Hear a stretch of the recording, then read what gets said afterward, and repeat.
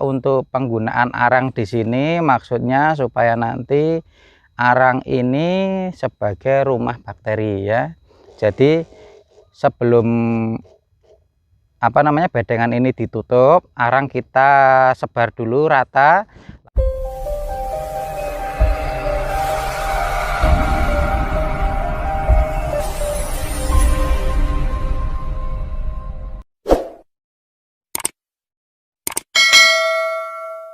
Ya, bismillahirrahmanirrahim. Assalamualaikum warahmatullahi wabarakatuh. Waalaikumsalam warahmatullahi wabarakatuh. Selamat siang Sobat Tani. Pada kesempatan pagi hari ini saya bersama Bapak Muji, petani bawang merah di desa Lomanis. Lomanis. Lomanis ya. Itu masuknya Pundung Rejo. Pundung Rejo. Pada pagi hari ini saya akan menemani Pak Muji untuk melakukan aplikasi pupuk hayati. Di sini konsepnya kita akan menggunakan biocharge atau istilahnya itu arang hidup lah. Jadi nanti akan saya videokan untuk pengaplikasiannya seperti apa. Jadi pada kesempatan hari ini kita akan menggunakan pupuk hayati Sidopanen. Ini keluaran dari Sido Muncul ya. Jadi ini merupakan pupuk hayati. Sebenarnya banyak pilihannya, tetapi Bapak Muji menggunakan Sidopanen ini untuk pengaplikasian arang hidup ataupun biocharge-nya. Jadi konsepnya di sini adalah kita akan menyiapkan bakteri-bakteri baik pada media tanam bawang merah di sini supaya apa? Nanti ketika kok terjadi serangan fusarium, artinya di dalam tanah itu sudah ada bentuk pertahanannya yaitu bakteri. Nah, langsung saja Pak Muji. Ya. Jadi ini nanti kita akan menggunakan 100 mili per tangki 15 liter ya kurang lebihnya. Lah untuk 100 mili itu kita gunakan 10 tutup Pak. Berapa tutup? 10 tutup ya Pak ya. Hati-hati Pak. Dikocok dulu Pak ya. Oke, dikocok dulu ya, supaya rata ya. Langsung sini apa sini Pak? Oh, diember ya, aja. diember dulu 10 tutup ya Pak ya. 1 2. Jadi perlu saya sampaikan di sini untuk kandungan bakterinya ini cukup banyak, ada 6 strain bakteri. Di situ nanti bisa dilihat di deskripsi bakterinya apa saja. 10 ya. Perlu diketahui Sobat Tani, untuk pengaplikasian pupuk hayati ini sebaiknya untuk alat kerjanya seperti tangki sprayer ini kita bersihkan dulu, barangkali ini bekas dipakai untuk pestisida ataupun fungisida. Jadi dipastikan bersih dulu, setelah itu nanti baru boleh kita gunakan, dimasukkan ya Pak untuk penyemprotan ya. Sendiri tadi coklat kehitaman, baunya khas fermentasi ya, karena ini basicnya pupuk hayati, jadi biasa baunya seger fermentasi.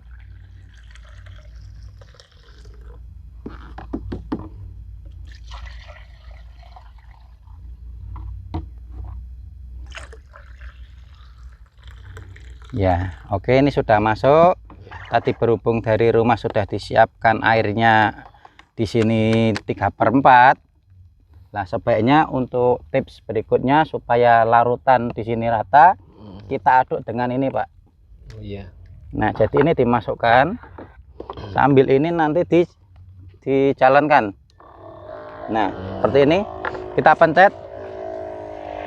Artinya di sini terjadi pengadukan. Secara otomatis larutan di sini nanti akan tercampur dengan rata seperti itu ya. Nah, seperti ini. Nah, kira-kira seperti ini. Tunggu dulu sebentar supaya rata, supaya homogen.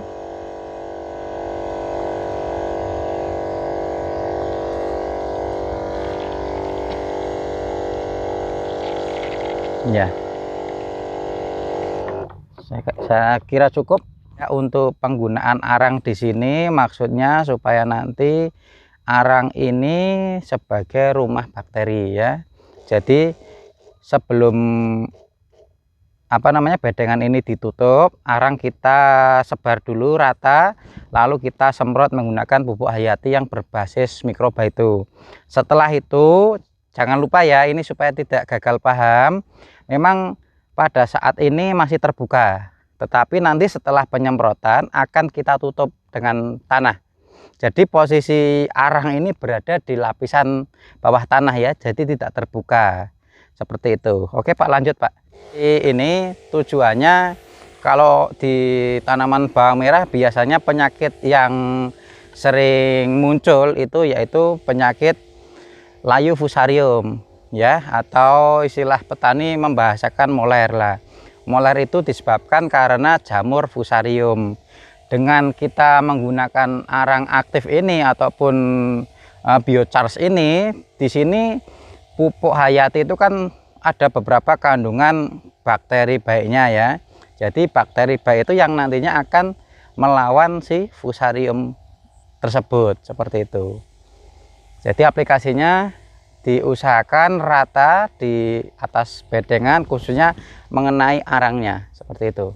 Ya, ini sudah basah, ini arang. Jadi Pak Muji di sini memanfaatkan sisa-sisa arang dari pembakaran kayu ataupun ranting-ranting di rumahnya. Selain arang ini bisa juga memanfaatkan dari sekam ya. Kita buat dulu arang sekam lalu disebar lah. Jadi di sini ada 3 percobaan nanti.